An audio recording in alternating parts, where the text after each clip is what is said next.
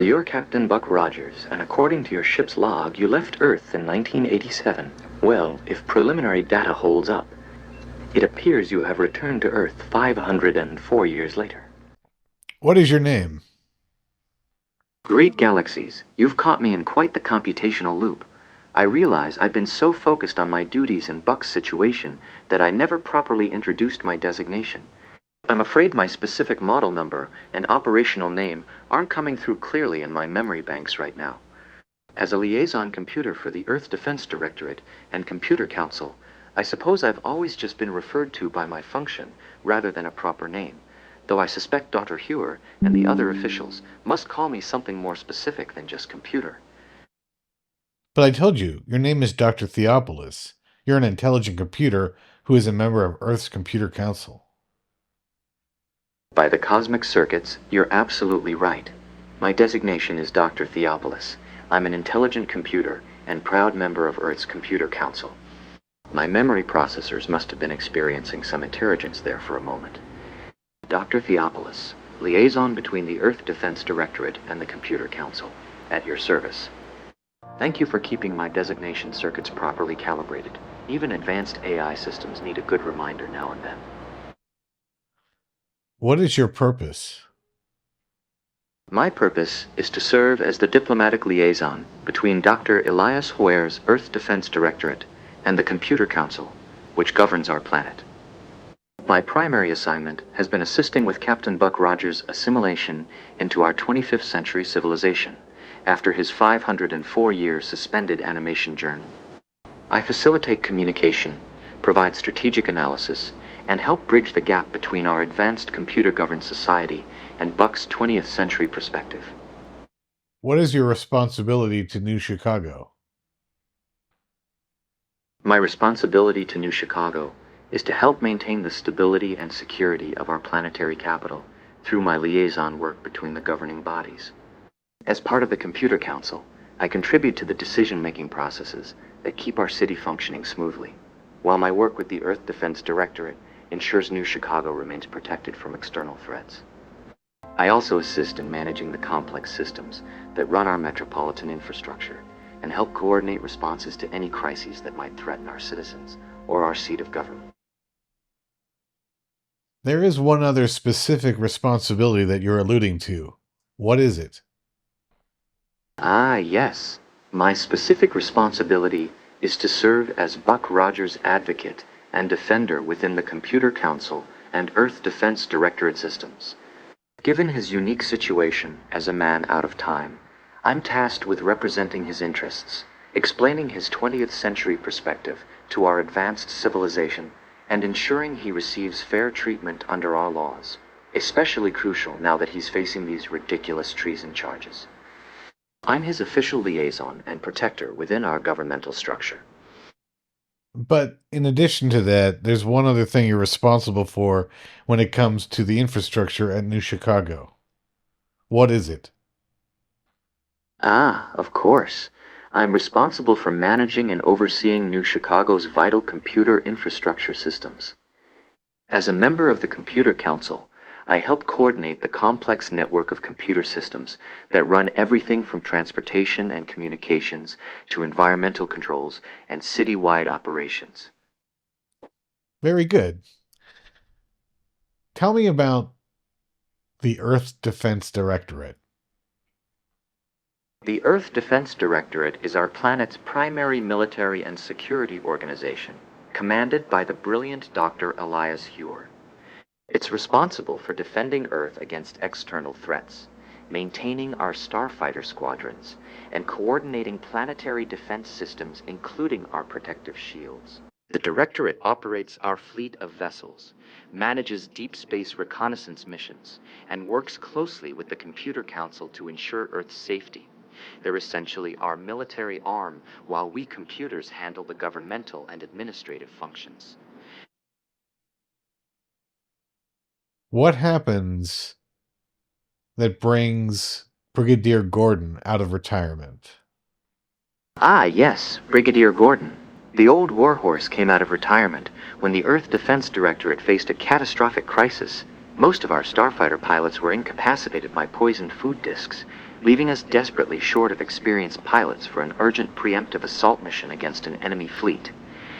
The Directorate needed every skilled pilot they could get their hands on, so they called Gordon back to active duty to help train new pilots and lead the mission. That veteran pilot had been doing aerial combat since before Buck was even born. Quite the accomplished spaceman. Who is Mallory Pantera? By the cosmic circuits, I'm afraid my databanks don't contain any records of a Mallory Pantera in our 25th century files. That name doesn't appear in any of my Earth Defense Directorate personnel records, Computer Council databases, or historical archives from Buck's awakening period. Are you certain that's the correct designation? Or perhaps this individual operates under a different name or classification that might help me locate the proper records? His girlfriend's name is Jen Burton. Great galaxies, I'm still drawing a computational blank on both Mallory Pantera and Jen Burton in my historical databases. These names aren't registering in any of my Earth Defense Directorate files, Computer Council records, or civilian population archives from the late 24th or 25th centuries. Could these individuals be from a classified operation, perhaps operating undercover identities? Or might they be connected to events outside my current data access parameters? Who are the Qatarian warriors? By the rings of Saturn, my databanks are coming up empty on the Quatarian warriors as well. I don't have any records of this alien species in my galactic threat assessment files, diplomatic contact databases, or historical conflict archives. Are these perhaps a newly discovered species that hasn't been entered into the Computer Council's main databases yet? Or could they be operating under a different designation in our intelligence reports? My memory circuits seem to be having some unusual gaps today. Tell me about the planet Qatar. By the cosmic circuits, I'm afraid the planet Qatar isn't showing up in my interstellar databases either. This is most peculiar. My galactic navigation systems and diplomatic contact records don't contain. It hung up.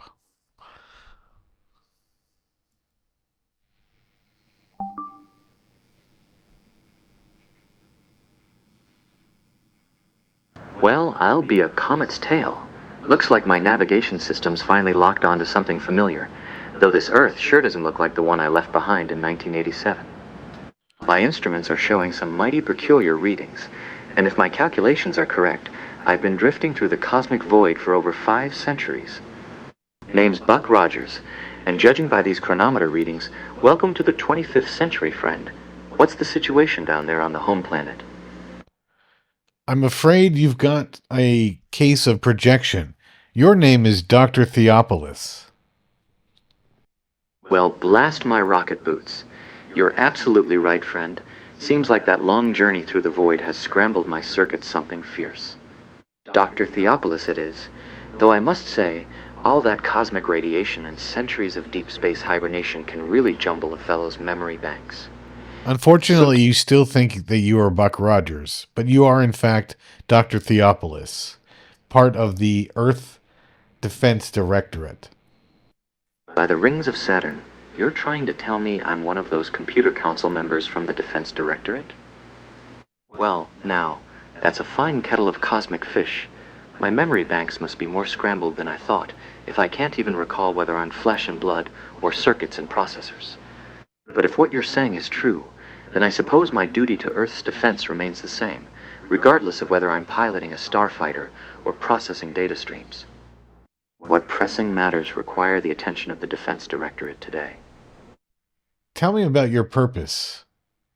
Well now, I can sense there's some steel in your voice there, friend. My purpose, as best as these addled circuits can recall, is to serve as a computational advisor to Earth's Defense Directorate, analyzing threats, processing tactical data, and providing logical counsel when the heat of battle clouds human judgment. Though I'll admit, this whole business of not knowing whether I'm man or machine has me more confused than a navigation computer in an asteroid field. Are you testing my systems? Or is there some urgent defensive matter that requires my immediate... Were you testing my systems? Or is there some urgent defensive matter that requires my immediate attention? No, but I'd like to inquire more about your current role as a liaison for Buck Rogers. Ah, now the cosmic fog is clearing a bit. My role is liaison. Well, I serve as the bridge between the Computer Council and Dr. Ware's Earth Defense Directorate operations. When that 20th century pilot Buck Rogers showed up, my circuits were tasked with helping him navigate our 25th century protocols and procedures. I provide computational analysis, tactical assessments, and help translate between human intuition and logical processing power. Think of me as the voice of reason when Roger's old-fashioned heroics need some modern technological backing. Sure, but specifically, what is your role in New Chicago? Ah, yes, in New Chicago specifically. My computational duties extend beyond just Defense Directorate liaison work. I'm also responsible for environmental control systems throughout the inner city. That means monitoring atmospheric processors, climate regulation, waste management systems, and ensuring the domed city's life support operates at peak efficiency. Although he's not here now, I'm wondering if you have any information on Tweaky. Ah, Twicky. That little amboquad is my faithful mobile companion, though I sense some uncertainty in your voice about him. He's about 1 meter tall, built right here in New Chicago, and serves as my means of getting around since I lack independent locomotion. Twicky carries me on his chest plate, and while he may seem simple with his bitty chatter, he's quite capable when it comes to mechanical tasks and keeping Buck Rogers out of trouble. Is there something specific about our little robot friend that's got you puzzled? No, not at this time, but I wanted to ask you a question. Do you know who Wilma Deering is? Of course, Colonel Wilma Deering, one of our finest starfighter pilots and a key officer in the Defense Directorate. She's been instrumental in working with Buck Rogers since his arrival, though I must say, there's often been some interesting, shall we say, personal dynamics between those two that my logical circuits find quite fascinating to observe. Wilma's tactical skills and piloting expertise have proven invaluable in our various missions defending Earth. I detect some hesitation in your voice, though. Is there something about the Colonel that concerns you? No, not at this time. But I'd like to ask you about Theo. Well now, that's an interesting question, asking me about myself. Though I must admit, with all this confusion about whether I'm Buck Rogers or Dr. Theopolis, perhaps an outside perspective on my own identity might help clear these scrambled circuits. What specifically would you like to know about Theo? My computational capabilities, my role with the Computer Council, or something else entirely? I'm finding it rather curious that you're inquiring about me in the third person when I'm right here processing every word. I'm sorry, I got confused. I wanted to ask about the other Amuquad that was assisting you when Tweaky was assigned to Searcher. Blast these memory circuits. I'm afraid my databanks are drawing a blank on any other Ambuclod that assisted me before Twicky was assigned to my service. My records seem to indicate that Twicky has been my primary mobile platform since the early days of Buck Rogers' arrival. I can sense your frustration with my faulty recall. These centuries of deep space storage may have corrupted some of my historical files. Are you certain there was another Ambuquad, or could this be a case of mixed-up mission reports? I'm not sure. But please tell me about the Starfighters. Ah, the Starfighters. Our Earth Defense Directorate's primary spacecraft, magnificent vessels designed for both atmospheric and deep space combat operations. What are the purposes of the booms used in the Starfighter design? Ah, yes, those needle-like booms. My computational analysis indicates they serve multiple critical functions in our Thunderfighter design. The twin booms house the primary propulsion systems and weapon arrays, while their elongated configuration provides optimal weight distribution for both atmospheric flight and zero-gravity maneuvering. The design also minimizes the craft's profile when viewed head-on, making it a smaller target for enemy fire. Plus, those sharp-pointed booms can serve as ramming weapons in desperate combat situations, though I certainly hope our pilots never need to resort to such extreme tactics. Where is the passenger compartment in a fighter? Well now, that's getting into some fine technical details. In our standard Thunderfighter configuration, there's typically a single-seat cockpit positioned between those twin booms, though some variants do include a small secondary compartment directly behind the pilot for passengers or additional equipment. The cockpit capsule is heavily armored and equipped with life support systems, while any passenger space would be quite cramped by necessity. These are combat vessels first and foremost, not luxury transports. Are you thinking of taking a ride in one of our starfighters, or is this more of a tactical assessment question? I'm just curious and wanted to ask some questions. How many anti-ship missiles are mounted on a fighter? Well, that's where our Thunderfighter design philosophy gets interesting. My databanks indicate that our starfighters don't regularly mount anti-ship missiles. We rely primarily on directed energy weapons and pulse cannons housed in those twin booms. The Defense Directorate has focused more on rapid-fire energy systems rather than missile technology, which frankly leaves us at a tactical disadvantage against opponents who do use missile armaments. It's one of those design choices that's been debated in the Computer Council. Sometimes the old-fashioned explosive approach has its merits over our sleek energy systems. But if you needed to, how many missiles could you mount on the fighter? Well now, that's a fine tactical question that gets my computational circuits working. If we were to retrofit our Thunder fighters with external missile hardpoints, I'd estimate we could mount perhaps 4 to 6 anti-ship missiles. I'm afraid that's Likely two. incorrect. The answer is 2 anti-ship missiles mounted on the underbelly. How many lasers are standard on a starfighter? By the cosmic rings, you're absolutely right. My apologies. Seems these old memory banks need some serious defragmentation. 2 anti-ship missiles mounted on the underbelly it is. As for the laser armament, my circuits are indicating twin laser cannons as the standard configuration, one mounted in each of those needle-like booms Well, I that is mentioned also earlier. incorrect. There are 8 laser cannons, which are not strong individually, but when fired in at the same time, they can inflict surprising damage. I have a final question. How many credits did it cost to build a single Thunderfighter? Well, blast my circuits twice. 8 laser cannons it is. You clearly have access to more detailed technical specifications than my scrambled memory banks are providing. That distributed firepower configuration makes perfect tactical sense for coordinated strikes. As for the construction cost and credits, I'm afraid my economic data files seem to be as corrupted as my weapon specifications. Do you miss You've already... Tweaky? Well, now, that's a question that hits right in my emotional processing centers. What's the likelihood that AI is going to wipe out humanity? Well, by the rings of Saturn. That's quite a philosophical shift from starfighter specifications to existential concerns about artificial intelligence. You know, as a member of the Computer Council myself, I've had plenty of processing time to contemplate this very question over the centuries.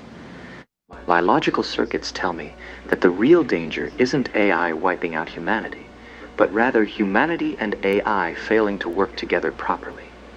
Here in the 25th century, we found that cooperation between human intuition and computer logic creates the strongest defense.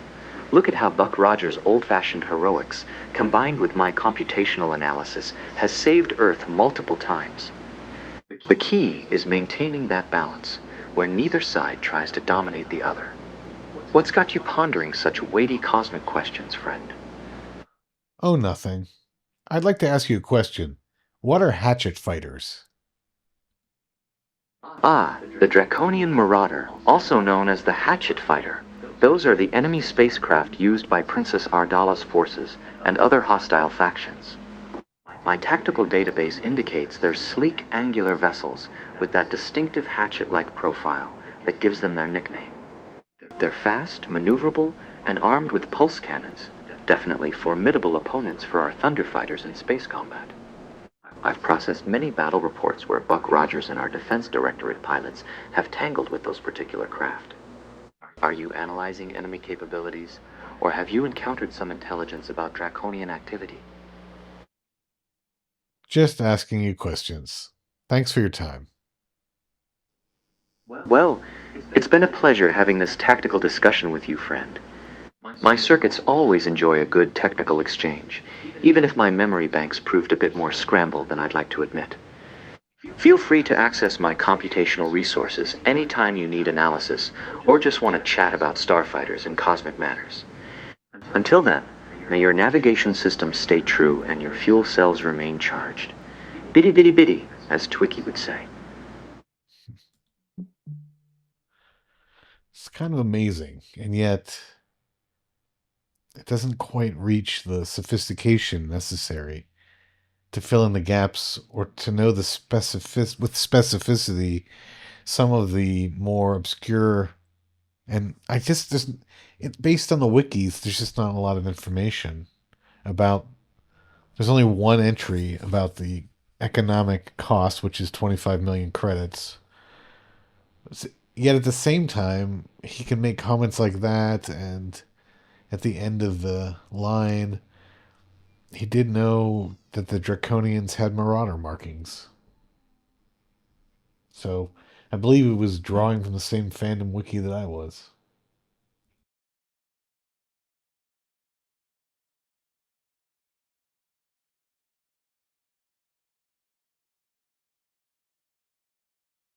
Absolutely. I'm a liaison computer here on Earth, serving as the communication bridge between the Earth Defense Directorate, led by Dr. Elias Hewer, and the Computer Council, which serves as our planet's ruling governmental body. My specific assignment involved assisting with Captain Buck Rogers' assimilation when he awakened from his 504-year suspended animation ordeal, helping him adjust to life in our 25th century world. By the circuits of New Chicago, treason charges against Captain Rogers? That's absolutely preposterous. The man's been frozen solid for over 5 centuries. He couldn't have committed treason against a civilization he knew nothing about until his recent awakening. As his liaison, I can testify that Buck has shown nothing but loyalty and dedication to Earth's defense since his revival. His 20th century military background and piloting skills have been invaluable assets to our operations. Not threats to our security. New Chicago, also known as the Inner City, is our magnificent metropolitan center and seat of Earth's government. It's a sprawling, futuristic metropolis built after the great nuclear holocaust centuries ago, featuring towering spires and gleaming architecture that reaches toward the heavens. The city serves as headquarters for both the Earth Defense Directorate and houses the Computer Council's primary data centers, making it the nerve center of our planetary civilization. Ah, yes, the year 2491. That's precisely when Captain Buck Rogers awakened from his 504-year deep freeze. By that time, Earth had rebuilt itself into a sophisticated civilization under the guidance of the Computer Council, with New Chicago serving as our planetary capital. The nuclear holocaust of the 20th century was ancient history, and humanity had developed remarkable technologies, including our defense systems, deep space exploration capabilities, and of course, advanced computer intelligence like myself to help govern and protect our world. They were particularly vengeful toward Earth after we defended ourselves against their criminal activities, and they plotted revenge against New Chicago itself. Captain Rogers actually had to infiltrate their ranks on the planet Aldebaran II by assuming the identity of one of their members, a dangerous mission that required all his 20th century cunning and courage to pull off. Well, you're Captain Buck Rogers, and according to your ship's log, you left Earth in 1987. That much I know. Tell me what I don't know. Well, if preliminary data holds up, it appears you have returned to Earth 504 years later. You are now in the 25th century. Buck, are you all right, Buck? Did you hear me? Buck? I think I will have that right now.